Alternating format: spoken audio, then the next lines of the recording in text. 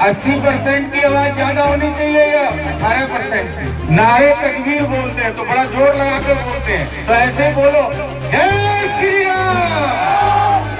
बंगाल की आय राष्ट्रीय औसत से 127% ज्यादा। देश में नागरिक 100 रुपया कमाता था तो बंगाल में 127 रुपया कमाता था। आज देश का नागरिक 100 रुपया कमाता है तो बंगाल का नागरिक 73 रुपया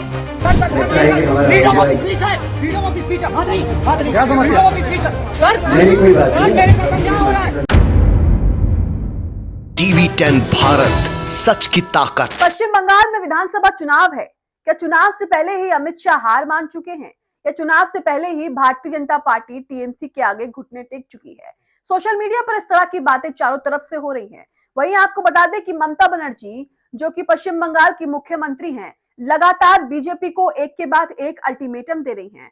पश्चिम बंगाल की ममता बनर्जी ने तो ये तक कह दिया है कि हम बंगाल आपको जीत के दिखाएंगे और उसके बाद आपको न सिर्फ बंगाल से बल्कि देश से ही लोकतांत्रिक तरीके से बाहर निकाल देंगे। ममता बनर्जी ने पहले यह भी कहा था कि बंगाल जीतने के बाद वो दिल्ली से भी बीजेपी की छुट्टी कर देगी और दिल्ली भी जीत लेगी और छीन लेगी। सोशल मीडिया पर कई तरह की चीजें वायरल हो रही हैं। वहीं आपको बता दें कि पश्चिम बंगाल में बीजेपी पूरी कोशिश कर रही है कि वो टीएमसी के आगे जो है टीएमसी से जो है वो पूरी तरह से चुनाव में टक्कर ले पाए या उसे कांटे की टक्कर दे पाए। लेकिन यहां पर टिकना तो दूर, भारतीय जनता पार्टी सही से खड़ी भी नहीं हो पा रही है टीएमसी के सामने पश्चिम बंगाल में। अमित शाह पश्चिम बंगाल में लगातार बैठकें कर रहे हैं और हाल ही में उन्होंने एक प्रेस कॉन्फ्रेंस की है जिसमें लगातार ही उनकी खिल्ली उड़ाई जा रही है। सोशल मीडिया पर उस प्रेस कॉन्फ्रेंस को शेयर करके कांग्रेस के नेता ये कह रहे हैं कि आखिरकार अमित शाह ने मान ही लिया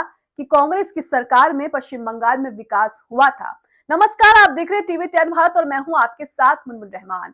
वहीं पश्चिम बंगाल में एसआईआर को लेकर लगातार बवाल बढ़ता जा रहा है। आपको बता दें कि एसआईआर पर ममता बनर्जी पहले ही चुनौती दे चुकी हैं। एसआईआर को लेकर क्या कुछ खबरें आ रही हैं ये भी आपको बताएंगे।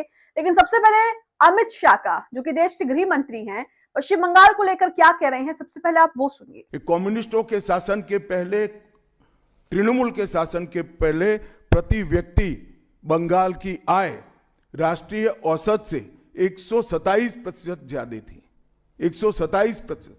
देश में नागरिक 100 रुपया कमाता था तो बंगाल में 127 रुपया कमाता था। आज देश का नागरिक 100 रुपया कमाता है तो बंगाल का नागरिक 73 रुपया कमाता। इस वीडियो को कांग्रेस के नेताओं ने शेयर किया है। क्या कहा है मैं ये भी लिख बताती हूँ। सुप्रिया शिनेत ने वीडियो शेयर करके कहा है कि बंगाल में प्रेस कॉन्फ्रेंस के दौरान गृह मंत्री अमित शाह ने कहा, टीएमसी और लेफ्ट की सरकारों से पहले पश्चिम बंगाल देश में प्रति व्यक्ति आय में सबसे आगे था। धन्यवाद ये बताने के लिए क्योंकि तब वहां कांग्रेस की सरकार थी और आप लोगों का दूर दूर तक नामो निशान नहीं था। इसी के साथ रागनी नायक भी कहती हैं कि जुबान पर आज दिल की बात आ ही गई। अमित शाह ने कांग्रेस की जबरदस्त तारीफ की, बस कांग्रेस पार्टी जिंदाबाद कहना रह गया था। कोलकाता में तथाकथित चाणक्य बोले कि ममता और कम्युनिस्टों सरकार से पहले यानी कांग्रेस सरकार के दौरान देश में प्रति व्यक्ति आय 100 थी और बंगाल में 127। अब यहाँ पर ये वीडियो भी सुना है कि वो खुद बता रहे हैं, तो वो अपने ही शब्दों के जाल में खुद ही बुरी तरीके से फंस चुके हैं।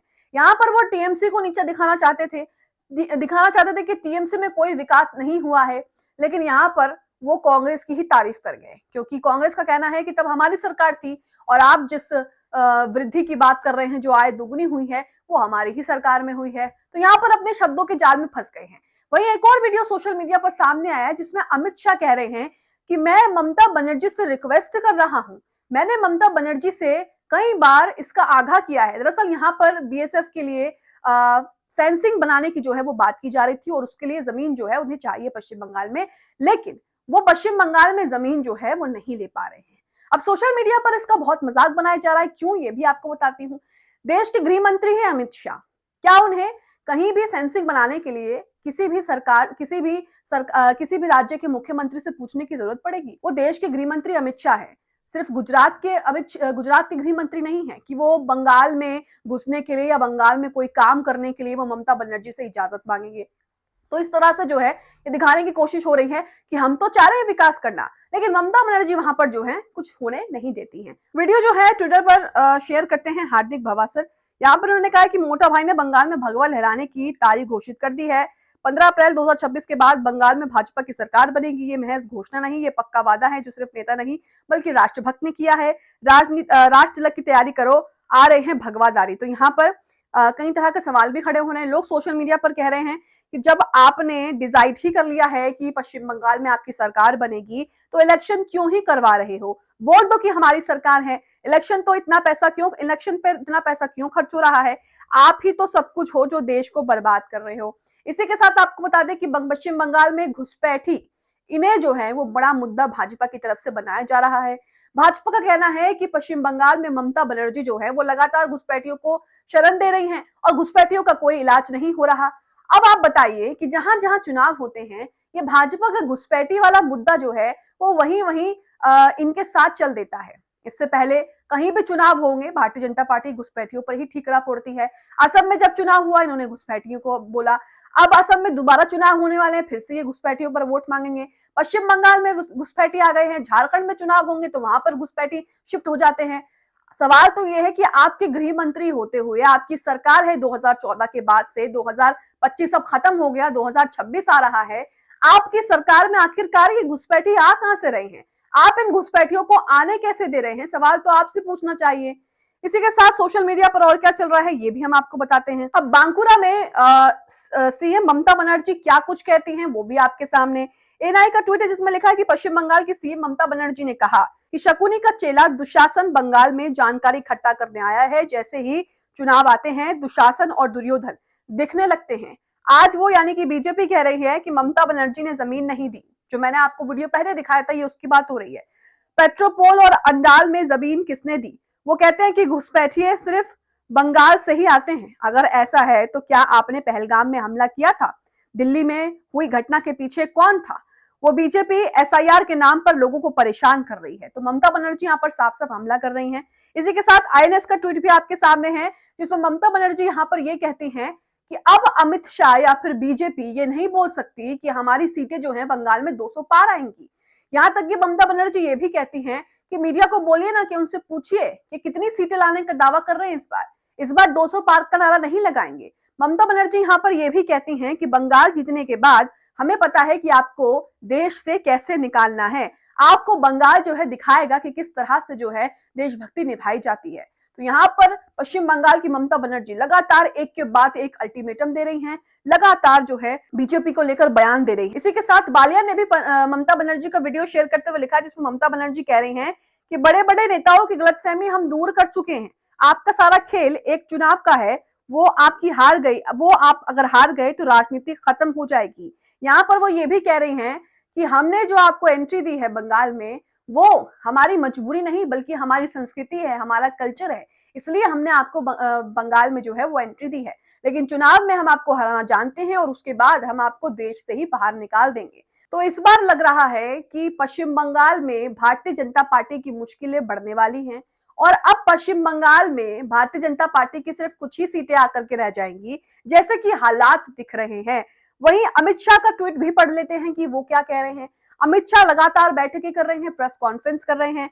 लिखा है कि घुसपैठियों को वोट बैंक बनाने वाली टीम से सरकार की इस विधानसभा चुनाव में विदाई निश्चित है। आज कोलकाता में बीजेपी के कोर ग्रुप और प्रवासी कार्यकर्ताओं के साथ आगामी चुनाव के संबंध में बैठक की है। उसके बाद उन्होंने बंगाली भाषा में तमाम चीजें जो है यहाँ पर लिखी हैं। तो यहाँ आप देख सकते हैं कि बीजेपी पूरी कोशिश कर रही है घुसपैठियों को मुद्दा बनाने की, लेकिन उसके बावजूद भी ये मुद्दा नहीं बनेगा, क्योंकि जहां जहां चुनाव होते हैं वहां वहां इनका घुसपैठियों वाला मुद्दा जो है वो शिफ्ट हो जाता है। अभी चुनाव अगर यूपी में होने वाले हैं तो यूपी में घुसपैठियों का मुद्दा ये बना देंगे कि अखिलेश यादव की सरकार में घुसपैठी थे जो अभी तक नहीं निकल रहे हैं। अब तो आपकी सरकार है ना, केंद्र में आप हैं, गृह मंत्री हैं देश के, आपके होते हुए कौन घुसपैठी यहाँ पर घुस सकता है।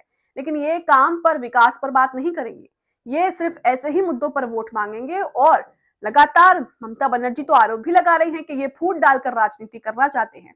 इसी के साथ मोदी जी यहाँ पर क्या कह रहे हैं वो भी देख लीजिए। कहते हैं कि अंग्रेजों का मानना था कि एक बार बंगाल टूट गया तो ये देश भी टूट जाएगा। अब अल्तमश खान यहाँ पर ट्वीट करती हैं कि अंग्रेज तो बंगाल को तोड़ना चाह रहे थे, मोदी जी आप तो पूरे भारत को तोड़ने का काम कर रहे हो। पूरे चुनाव प्रचार में हिंदू मुस्लिम का खेल खेलते हो, शर्म नहीं आती आपको क्या हिंदू मुस्लिम करके। तो यहाँ पर आप देख सकते हैं कि क्या कुछ हो रहा है। भाई रवीश कुमार ट्वीट करते हैं कि गृह मंत्री ने पिछली बार 5 साल में असम को बाढ़ मुक्त कराने के लिए जनादेश मांगा था।